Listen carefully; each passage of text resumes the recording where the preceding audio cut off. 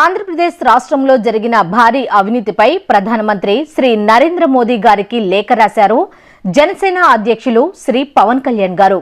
ఆంధ్రప్రదేశ్లో వైసీపీ ప్రభుత్వ హయాంలో గృహ నిర్మాణాల్లో జరిగిన అత్యంత భారీ అవినీతిపై దృష్టి సారించి వెంటనే సీబీఐతో విచారణ చేయించాలని గౌరవ ప్రధానమంత్రి నరేంద్ర మోదీని కోరుతూ పవన్ కళ్యాణ్ శనివారం లేఖ రాశారు.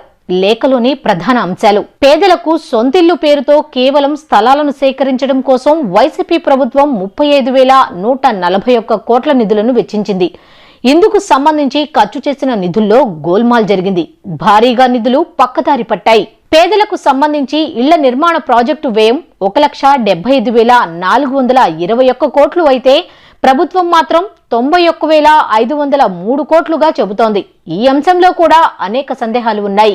ఇళ్ల విషయంలో ప్రభుత్వం పేదలను మోసం చేయడమే కాకుండా ప్రజాధనాన్ని పూర్తిగా దోపిడీ చేసినట్లుగా కనిపిస్తోంది. ఆంధ్రప్రదేశ్లో వైసీపీ ప్రభుత్వం వచ్చిన తరువాత పేదలందరికీ ఇళ్లు పథకం పేరుతో 30 లక్షల గృహాలు నిర్మిస్తామని చెప్పింది.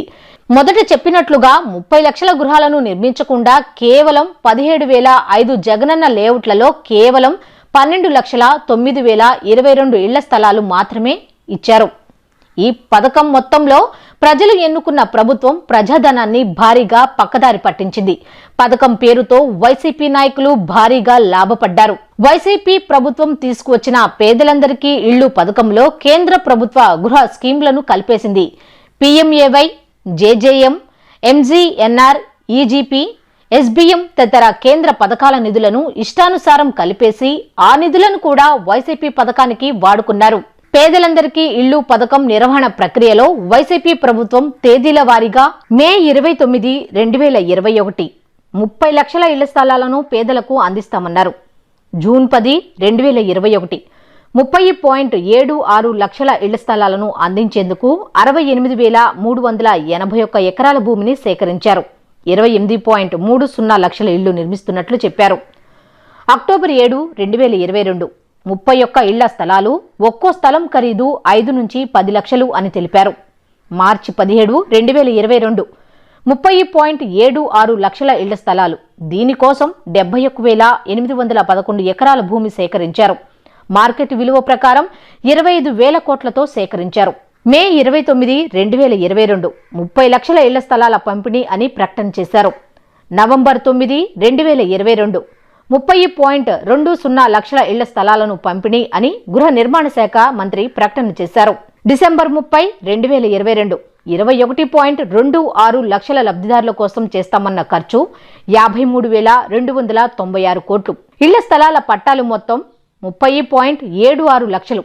దీనికోసం పెట్టిన మొత్తం ఖర్చు 75,670.05 కోట్ల రూపాయలు.